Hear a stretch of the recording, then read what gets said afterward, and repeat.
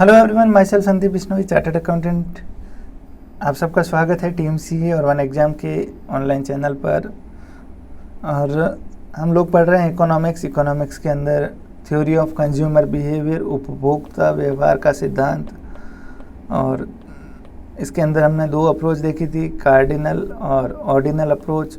और ordinal approach हम पढ़ने की कोशिश कर रहे थे, जिसके अंदर हमने इनडिफरेंस कर्व एनालिसिस यानी उदासीनता यानी इनडिफरेंस का मतलब ही था कि जब कंज्यूमर को कोई फ़र्क नहीं पड़ता हो। अब ये एलन और हिक्स ने ये अप्रोच दी थी। इसके अंदर क्या कहा गया कि एक कंज्यूमर से हम कोई भी दो गुड्स के लिए चॉइस मांगते हैं कि ये यूनिट इसकी इतनी, ये A कॉम्बिनेशन, ये B कॉम्बिनेशन, ये C और इन सब पे उसको क्या मिल रहा है, सेम लेवल ऑफ सेटिस्फैक्शन मिल रहा है। संतुष्टि जो है सब में बराबर मिल रही है। ठीक है, चलिए इसके बाद हमने इनडिफरेंस कर्व कैसे बनता है ये भी समझा था। तो ये कुछ इस तरीके से बना था और ये ऐसा क्यों बनता है इसका हमने रीज़न पढ़ा था। एक हमने शब्द लाया था marginal rate of substitution. Marginal rate of substitution क्या थी? मार्जिनल रेट ऑफ सब्स्टिट्यूशन बताएंगे ज़रा। तो हमने कहा कि एक गुड्स के बदले दूसरा कितना त्याग कर रहे हो, इसको एक जोड़ने के लिए ये कितना त्याग करना पड़ रहा है। तो इधर 6 का त्याग करना पड़ रहा है, एक और जोड़ने के लिए 2 का त्याग करना पड़ रहा है, एक और जोड़ने के लिए 1 का त्याग कर रहा है वो। तो ये ऐसा क्यों कर रहा है? पहले ज़्यादा त्याग कर रहा है फिर कम। तो इसके दो कारण थे।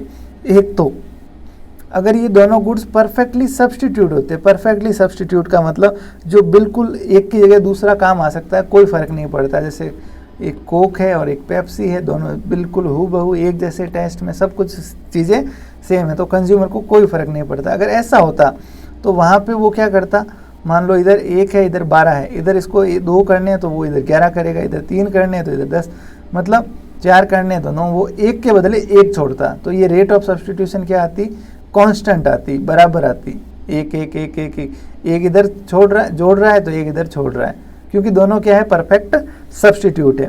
लेकिन नॉर्मली ऐसा होता नहीं कि कोई भी दो प्रोडक्ट जो है वो क्या हो, परफेक्ट मतलब पूरी तरीके से एक दूसरे के सब्स्टिट्यूट। ऐसा होना नॉर्मली संभव नहीं है। दूसरा कारण क्या था? दूसरा कारण ये था कि जब कोई प्रोडक्ट आपके पास कम होता है, ये फूड एक ही यूनिट है, तो उसकी यूटिलिटी, उसकी उपयोगिता, इंपॉर्टेंस आपके लिए क्या होगी, ज़्यादा होगी। तो उसको एक और बढ़ाने के लिए वो इधर 6 का त्याग करने के लिए तैयार होगा, क्योंकि ये इसके पास बहुत ज़्यादा है तो इसकी उपयोगिता इसके लिए क्या होगी, कम होगी। वहीं फिर अब इसके पास 2 आ चुकी है, एक और आने के लिए फिर अब उसकी उतनी इच्छा नहीं रही, तो ये सिर्फ 2 ही त्याग करेगा। अब क्योंकि 3 हो चुकी है, फिर एक और बढ़ाने के लिए वो इधर 1 ही त्याग करेगा, और इधर ये भी उसका कम होता जा रहा है, 4 पे पहुंच गया, तो इसकी यूटिलिटी वापस इसके लिए क्या हो गई है, बढ़ गई है। तो अब पहले जो 6 त्याग कर रहा था वो 6 त्याग नहीं करेगा। तो इस तरीके से जो हमारा ये रेट ऑफ सब्स्टिट्यूशन है ये क्या आ गया था, 6, 2 और 1 यानी डिमिनिशिंग यानी घटती हुई मार्जिनल रेट ऑफ सब्स्टिट्यूशन। और इसी वजह से अपना इनडिफरेंस कर्व जो था वो कैसा बना था, इस तरीके से बना हुआ था, मुड़ा हुआ।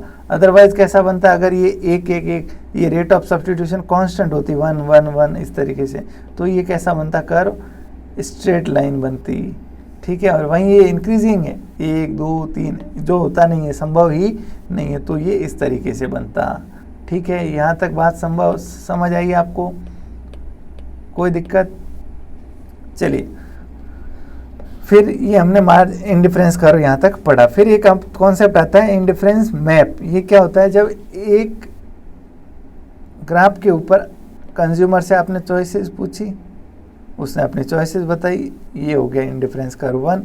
अब इस पे जो पॉइंट है, इधर फूड है, इधर क्लोथ है, और जो पॉइंट है, चाहे ये पॉइंट है चाहे ये पॉइंट, सब पे क्या मिल रहा है उसको, इक्वल सेटिस्फेक्शन, बराबर सेटिस्फेक्शन।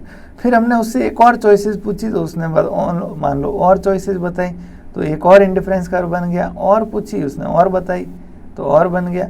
तो ये इस तरीके से अगर अपन खूब सारी चॉइसेस लेते हैं कंज्यूमर की, तो ये IC2, IC3, indifference curve 3, indifference curve 4, इसको क्या कहते हैं, इनडिफरेंस कर्व मैप बोलते हैं। क्या बोलते हैं, मैप। मैप का मतलब जिसके ऊपर खूब सारे इनडिफरेंस कर्व शो किए गए हों। कोई दिक्कत यहाँ तक नहीं होनी चाहिए मेरे हिसाब से। छोटी सी बात थी।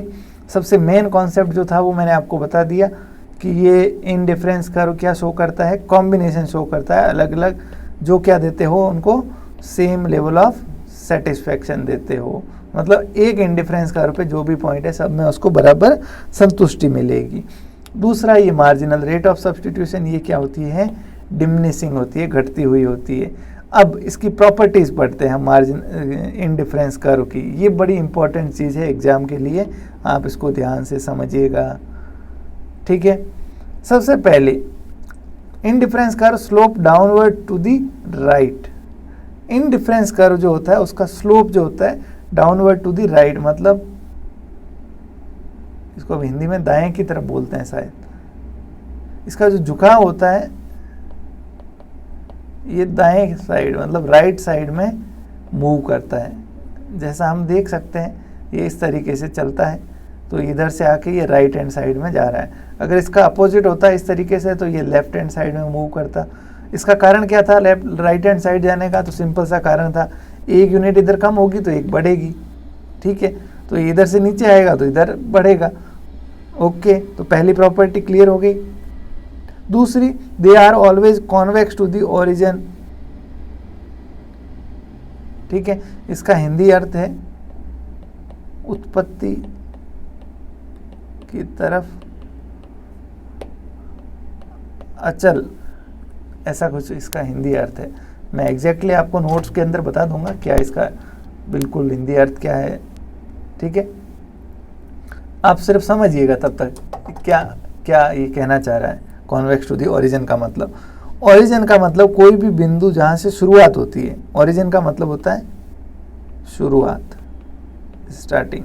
अब बताओ कोई भी अगर ग्राफ बना रहे हो तो उसकी शुरुआत कहाँ से होगी, इसी पॉइंट से होगी, एक इधर एक्स एक्सिस होगा एक वाई एक्सिस होगा, ठीक है। अब जो अपना इंडिफरेंस कर्व है उसका झुकाव किस तरफ होता है, इस ओरिजिन पॉइंट की तरफ होता है, तो इसको बोलते हैं क्या, कॉन्वेक्स। इसका अपोजिट अगर ऐसा होता है, इसकी झुकाव की बजाय इससे दूरी बनाता है, ओरिजिन से क्या होता, दूर होता, देखिए सबसे दूर है ओरिजिन से, तो इसको क्या बोलते हैं, कॉनकेव, और ये क्या है, कॉन्वेक्स, ठीक है। तो ये इंडिफरेंस कर्व जो हमेशा क्या होगा, ऐसे झुकाव होगा। इसका कारण क्या है, इसका कारण सिंपल सा है, जो अपना मार्जिनल रेट ऑफ सब्स्टिट्यूशन है वो क्या है, डिमिनिशिंग है। अगर वो कांस्टेंट होता, स्थिर होता, तो ये लाइन क्या होती, तो ये लाइन कुछ ऐसी होती, स्ट्रेट लाइन, तो क्या उस टाइम ये झुकाव होता, झुकाव नहीं है, यहाँ तो सब जगह बराबर दूरी है, ठीक है। लेकिन अपना जो इंडिफरेंस कर्व है वो कॉन्वेक्स होता है, यानी उसका झुकाव ओरिजिन की तरफ होता है, यहाँ से शुरू होता है कोई भी मैप, कोई भी ग्राफ, और उसकी तरफ इसका झुकाव रहता है। तो दूसरी प्रॉपर्टी समझ आ गई। पहली क्या है, राइट साइड में डाउनवर्ड स्लोप, डाउनवर्ड मतलब नीचे जाता हुआ राइट साइड में मूव करता है। दूसरा, जहाँ शुरुआत होती है उसकी तरफ इसकी झुकाव होती है, यानी इस तरीके से होता है, ना स्ट्रेट लाइन ना उल्टा, ऐसा नहीं होता। इसका कारण हमने ऊपर भी पढ़ा था, MRS इसका कारण है, मार्जिनल रेट ऑफ सब्स्टिट्यूशन। अब इस MRS को ऐसे भी दर्शाते हैं, MUX डिवाइडेड बाय MUY, मतलब marginal utility of x divide by marginal utility of y। मतलब देखिए x की आप यूनिट, क्लोथ की कितनी यूनिट छोड़ रहे थे, 6, बदले में आपको y 1 ले रहे थे, तो ये क्या आ गया, मार्जिनल रेट ऑफ 6 आ गया, 6/1। दूसरे में 2/1, 2 छोड़ रहे थे 1 के बदले, तो ये 2, फिर 1 के बदले 1, तो ये 1, ठीक है। इसको कैसे दर्शाते हैं अपन MRS को, मार्जिनल MU मतलब मार्जिनल यूटिलिटी ऑफ x और marginal utility of y। Marginal का मतलब होता है सीमांत, यानी हर एक अतिरिक्त पे, तो अतिरिक्त 1 यूनिट ये पाने के लिए फूड की आप कितनी छोड़ रहे हो, 6 यूनिट छोड़ रहे हो, तो ये इस तरीके से भी अपन इसको दर्शाते हैं। अगर एग्जाम में पूछा जाए तो ध्यान रखिएगा, MUX डिवाइड बाय MUY, कुछ नहीं है, simple marginal utility of x, यानी 6 के बदले 1। अब नेक्स्ट प्रॉपर्टी है, दो इंडिफरेंस कर्व कभी भी आपस में इंटरसेक्ट नहीं कर सकते। क्या मतलब है इसका, देखिए हमने जो इंडिफरेंस कर्व मैप पढ़ा था तो उसमें 1 2 3 ऐसे खूब सारे इंडिफरेंस कर्व बनाए।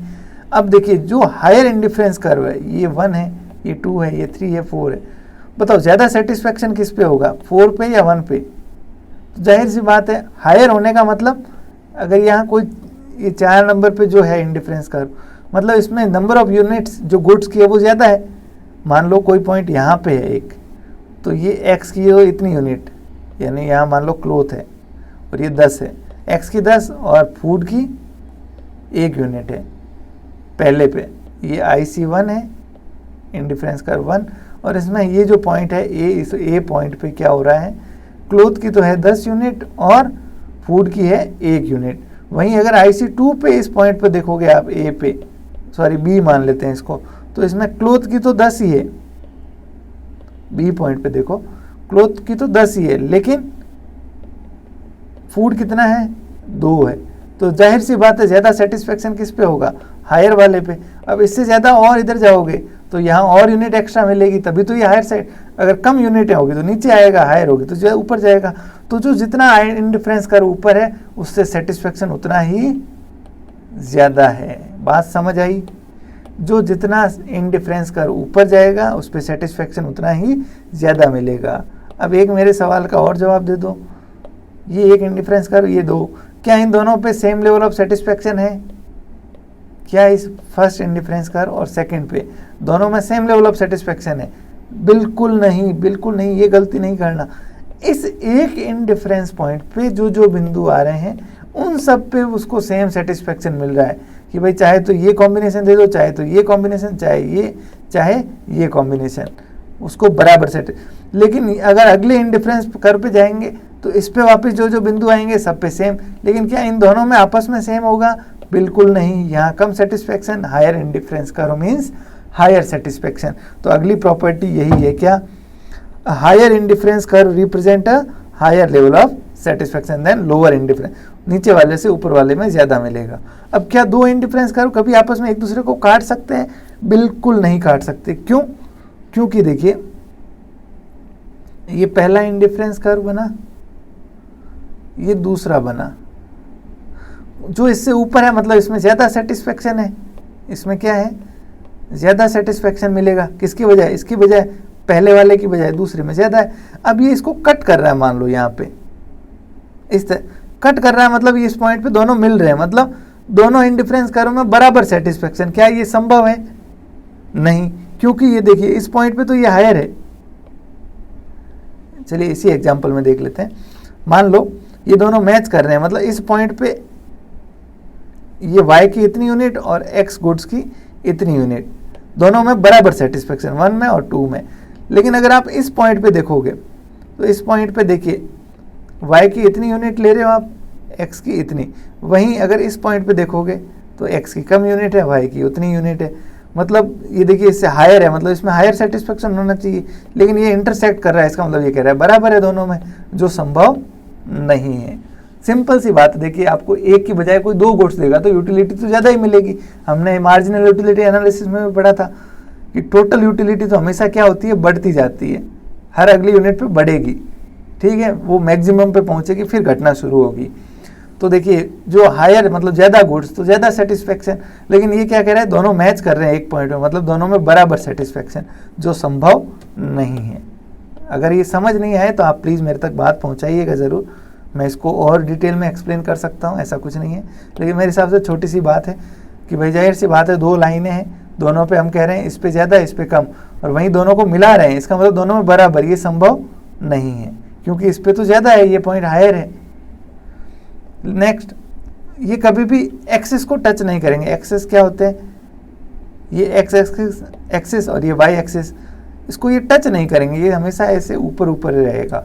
टच क्यों नहीं करेगा? टच करने का मतलब है, ये अगर टच कर रहा है मान लो, तो इसका मतलब है x की कितनी यूनिट है, 0, y की कितनी यूनिट है, 10, 0 और 10। और हम कह रहे हैं इन डिफरेंस कर्व में हमेशा 2 गुड्स होते हैं, 0 ले रहे हैं, मतलब ये गुड्स तो हुआ ही नहीं, सिर्फ एक ही ले रहे हो, तो एक गुड्स का एनालिसिस हम नहीं करते, किसमें, इन डिफरेंस कर्व में। हमेशा 2 गुड्स होंगे और दोनों की कुछ न कुछ यूनिट होगी, और जब कुछ न कुछ भले एक ही यूनिट हो तो वो कभी भी टच नहीं करेगा, जब एक होगा तो वो इधर आएगा। तो ये टच करने का मतलब ये वाली यूनिट क्या हो रही है, 0 हो रही है, जो संभव नहीं है। फिर आता है बजट लाइन। बजट लाइन कुछ नहीं है, देखिए छोटा सा एग्जांपल लेके मैं आपको बताता हूँ बजट लाइन क्या होता है, समझिएगा क्या होता है बजट लाइन। देखिए मान लो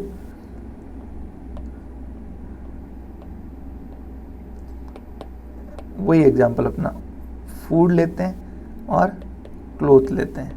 फूड की 1 यूनिट जो है वो 20 रुपये पर यूनिट मिल रही है आपको। क्लोथ की 1 यूनिट आपको 10 रुपये प्रति यूनिट मिल रही है। आपके पास 100 रुपये बजट है, कंज्यूमर के पास 100 रुपये का बजट है, मतलब उसको 100 रुपये ही खर्च करने हैं। तो उसके पास क्या क्या ऑप्शन रहेंगे देखिए। या तो वो क्या कर सकता है, 5 फूड की यूनिट ले सकता है, 5 फूड की यूनिट लेगा और क्लोथ लेगा 0। कितना बजट खर्च हो जाएगा बताओ, 5 × 20 कितने हो गए, पूरे 100 खर्च हो गए। दूसरा ऑप्शन वो क्या कर सकता है, इसकी 4 यूनिट ले तो कितने हो गए, 4 × 20 80 हो गए, प्लस 20 रुपये बच गए, 20 के वो 2 यूनिट क्या ले सकता है, क्लोथ की ले सकता है। तीसरा ऑप्शन वो फूड की 3 ही ले, कितने हो गए, 80 रुपये खर्च हो गए, कितने बच गए, 40, यानी 4 यूनिट ले किसकी, क्लोथ की। या 2 यूनिट ले, कितने खर्च हो गए, 40 प्लस 60 और बच गए, मतलब 6 यूनिट ले क्लोथ की। 10 रुपये में आता है, मतलब 6 × 10 60 और 2 × 20 यानी 40, ये हो गए 100 100 100। ये 1 और ये 8, या ये 0 और ये 10, ये 2 गुड्स के वो अलग अलग कॉम्बिनेशन अपने बजट में ले सकता है कंज्यूमर। ठीक है, अब इसी को अगर आप कर्व के रूप में दिखाओगे, ग्राफ के रूप में दिखाओगे, इधर तो लिख देता हूं मैं फूड लिख देता हूं, 2 4 6 8 और 10 इधर लिख देता हूं, इधर मैंने क्लोथ लिखा, इधर ये क्लोथ है ना, इधर फूड लिख देता हूं। 1 2 3 4 और 5। फर्स्ट ऑप्शन क्या था इसका, फूड की 5 यूनिट और ये 0, तो ये पॉइंट यहाँ आ गया। दूसरे में ये 4 और ये 2, फूड है 4 और ये है 2। ठीक है, तीसरे में ये है 3 और ये है 4, ये 3 और ये 4। पांचवें में ये 2 और ये 6, ये 1 और ये 8 और ये 10 और ये 0। तो ये कुछ इस तरीके से स्ट्रेट लाइन बनेगी। थोड़ा अपने एग्जैक्टली वो है नहीं अपना, मतलब इंच में माप के अपन ने नहीं किया, इस वजह से ये थोड़ा गड़बड़ आ रही है। मतलब ये स्ट्रेट लाइन, एक बजट लाइन बनती है, इसको क्या बोलते हैं, बजट लाइन। क्या शो करती है ये बजट लाइन बताओ, ये शो करती है कंज्यूमर जो अपने पास उपलब्ध पैसों से 2 गुड्स के अलग अलग कॉम्बिनेशन खरीद सकता है। यही तो दर्शाता है कि भाई या तो ये ऑप्शन ले सकता है, या ये वाला। तो बजट लाइन क्या दिखाता है, एक कंज्यूमर जो अपने बजट के अंदर 2 गुड्स के अलग अलग क्या क्या कॉम्बिनेशन खरीद सकता है। अब बताओ क्या इस पॉइंट पे वो कुछ खरीद पाएगा, नहीं, इस पॉइंट पे नहीं खरीद सकता, ये बजट लाइन के ऊपर है, मतलब इतना पैसा उसके पास है नहीं। यानी इस पॉइंट का मतलब ये हो गया कि भाई ये 2.5 2 3 तो यूनिट ले रहा है इसकी, और ये ले रहा है इसकी इतनी। तो अगर इसकी टोटल करोगे 3 × 20 यानी 60, और इधर ले रहा है ये 8 × 10 यानी 80। 60 और 80 कितने हो रहे, 140, जो संभव नहीं है। ओके, क्या इस पॉइंट पे खरीद सकता है, बिल्कुल, ये बजट के अंदर है, मतलब ये तो ले सकता है, लेकिन इस केस में क्या होगा, कुछ पैसा उसके पास बच जाएगा। जैसे ये 4 ले रहा है, × 2 10 40, और इधर 1 ही ले रहा है यानी 20, 40 और 20 60 ही खर्च कर रहा है, 40 रुपये अभी भी बच रहे हैं। तो ये बजट लाइन कहलाती है। बजट लाइन समझ आई आपको, क्या दर्शाती है बताओ budget line. Budget line show करती है कि 2 गुड्स के वो अलग अलग कॉम्बिनेशन खरीद सकता है, ये कॉम्बिनेशन।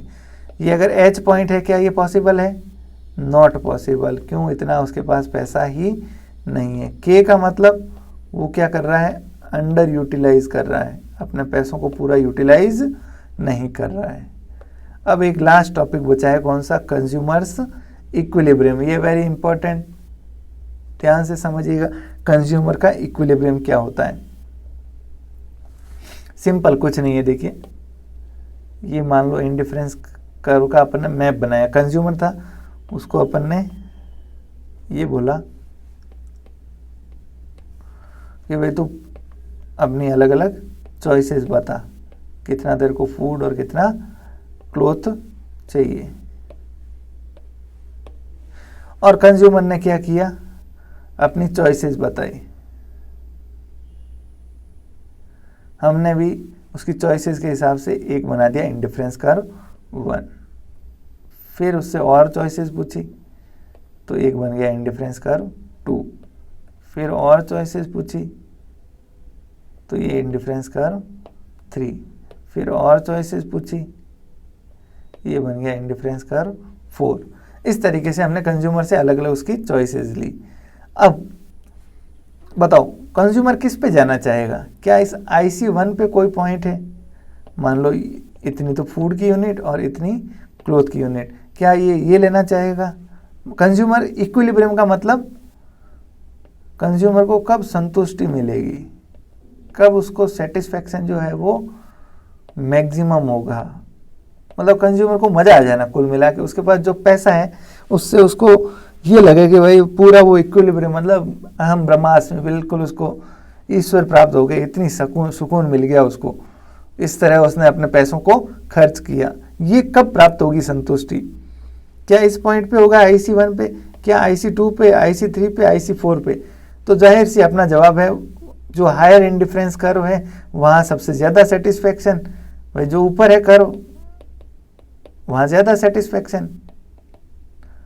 ऊपर होने का मतलब यहाँ नंबर ऑफ गुड्स देखिए, इसके भी ज़्यादा और इसके भी ज़्यादा, और या इसके ऊपर कोई भी पॉइंट ले लो आप, सब में बराबर ही है इसके ऊपर। तो आप कहोगे कि हायर इंडिफरेंस कर्व पे कोई भी पॉइंट ले लो वहाँ उसको सेटिस्फैक्शन क्या मिलेगा, सबसे ज़्यादा। लेकिन एक कांस्टेंट है, क्या अपने पास जो बजट है वो क्या है, सीमित है। तो हम कहेंगे कि भाई तब तो हमें रुकना पड़ेगा, हम सीधा ये नहीं कह सकते IC4। हो सकता है उसके पास इतना पैसा ही नहीं हो कि वो फूड की इतनी यूनिट और क्लोथ की उतनी यूनिट ले सके। तो हमें क्या खींचनी पड़ेगी, फिर बजट लाइन खींचनी पड़ेगी। क्या, बजट लाइन।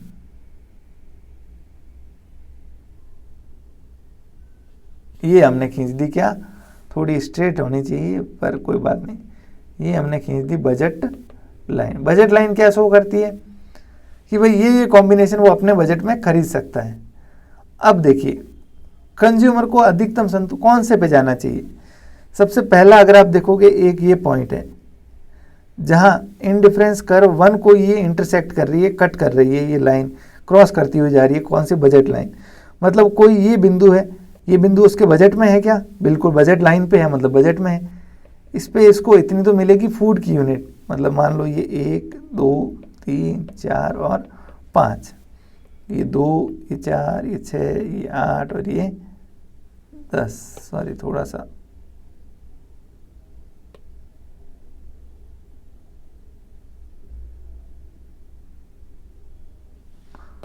दोबारा से बनाता हूं मैं। 2 6 8 और 10। फूड की तो मिल रही है 5 यूनिट और क्लोथ मिल रहा है ये सिर्फ 2 यूनिट इस पॉइंट पे। क्या ये अपने बजट में ले सकता है? जी हाँ। क्या इस पे उसको अधिकतम संतुष्टि मिलेगी? जी नहीं। क्यों? क्योंकि अभी ये हायर जा सकता है। इंडिफरेंस कर्व 2 पे भी एक पॉइंट आ रहा है जहाँ पे उसको करीब 4.5 इसकी यूनिट मिल रही है और इतनी यूनिट उसको मिल रही है बजट में, मतलब अपने ही बजट में उसको इससे ज़्यादा यूनिट्स मिल रही है, मतलब ज़्यादा सेटिस्फेक्शन, हायर इंडिफरेंस कर्व पे जा रहा है। ओके, मतलब ये पॉइंट पे ज़्यादा सेटिस्फेक्शन मिलेगा।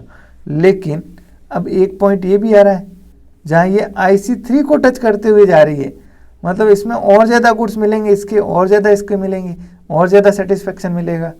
तो कुल मिला के कंज्यूमर का इक्विलिब्रियम कहाँ होगा? वो ये पॉइंट होगा। क्या इस IC4 पे कोई पॉइंट जा सकता है? नहीं, इतना तो उसके पास पैसा ही नहीं है, बजट लाइन के ऊपर है। कहने का मतलब कंज्यूमर का इक्विलिब्रियम कहाँ होगा? जहां बजट लाइन कट करती हो किसको? इंडिफरेंस कर्व को। क्या मैंने सही बोला? जहां बजट लाइन यानी ये बजट लाइन कट करती हो किसको, इंडिफरेंस कर्व को। क्या मैंने सही बोला? बिल्कुल नहीं बोला, गलत बोला। ये कट यहाँ कर रही है, क्या हम इसको कंज्यूमर का इक्विलिब्रियम मान लेंगे? क्या कंज्यूमर को यहाँ अधिकतम संतुष्टि मिलेगी? नहीं। कट तो यहाँ भी कर रही है, क्या इसको मानेंगे? नहीं। इसका मतलब जहाँ सिर्फ क्या कर रही है, ये छू कर निकल रही है। क्या कर रही है? छू कर निकल रही है। मतलब जहाँ budget line in difference curve को क्या कर रहा है, टच करके निकल रहा है। ठीक है, उसको क्या बोलेंगे अपन, कंज्यूमर्स इक्विलिब्रियम। इस पॉइंट को अपन क्या बोलेंगे कि भाई इसके अंदर, बजट के अंदर इसको अधिकतम संतुष्टि हम दिला रहे हैं। इस कॉम्बिनेशन में अगर आप ये लोगे तो ये आपके बजट में भी आएगा, प्लस आपकी संतुष्टि भी इसमें क्या होगी, मैक्सिमम होगी। बात समझ आई? ओके, ठीक है। अब एक बात बताओ, ये कट वाले को क्यों नहीं मान रहे? तो देखिए, कट करने का मतलब भी सिंपल क्या है, अगर देखिए ये कोई इंडिफरेंस कर्व है और ये कोई चीज कट कर रही है, इसको कट कर रही है, इसका मतलब अभी ये बजट लाइन इससे आगे ऊपर गुजरेगी, इसके ऊपर होके निकलेगी। ऊपर जाने का मतलब ये भी एक कॉम्बिनेशन पॉसिबल है जो वो खरीद सकता है अपने बजट में। तो फिर वो इस कम वाले पे क्यों सेटिस्फाई हो रहा है? इसीलिए अपन कट वाले को नहीं मानते। ठीक है, अपन किसको मानेंगे, जो सिर्फ इसको छू के निकल रहा है। ओके, ये क्या कहलाता है, कंज्यूमर्स इक्विलिब्रियम। चलिए, बस ये खत्म हो गया आपका टॉपिक पूरा। मैं उम्मीद करता हूँ आपको समझ आया होगा। मैं क्विकली आपको एक बार रिवाइज करने की कोशिश करता हूँ। हम पढ़ रहे हैं कंज्यूमर बिहेवियर, कंज्यूमर का बिहेवियर यानी उपभोक्ता का व्यवहार। हमने कहा इसको समझने के लिए दो प्रकार की थ्योरी है। पहला है अल्फ्रेड मार्शल की, दूसरा है एलन और हिक्स की। इन्होंने कहा यूटिलिटी को अंकों में बता सकते हैं, इन्होंने कहा अंकों में नहीं बता सकते। तो इसको नाम दिया कार्डिनल, इसको दिया ऑर्डिनल अप्रोच। ठीक है, यहाँ तक कोई दिक्कत नहीं। फिर इन्होंने कौन सा एनालिसिस किया, मार्जिनल यूटिलिटी का एनालिसिस किया, प्लस क्या दिया, law of diminishing marginal utility, सीमांत उपयोगिता विश्लेषण भी कहते हैं इसको हिंदी में, सीमांत उपयोगिता विश्लेषण। ठीक है, ये किसने दिया है, अल्फ्रेड मार्शल ने। सिंपल सी बात थी, इसमें तो अपन ने पढ़ा था कि भाई जो मार्जिनल यूटिलिटी होती है वो क्या होती जाती है, कम होती जाती है। पहले में 10 मिली, फिर 8, फिर 6, फिर 4। ठीक है, एक लेवल पे आके 0 हो जाती है। मतलब फिर हर अतिरिक्त यूनिट पे जो मिलने वाला उसको स्वाद है, जो मज़ा है, वो क्या होता जाता है, कम होता जाता है। एक लेवल पे 0 हो जाएगा।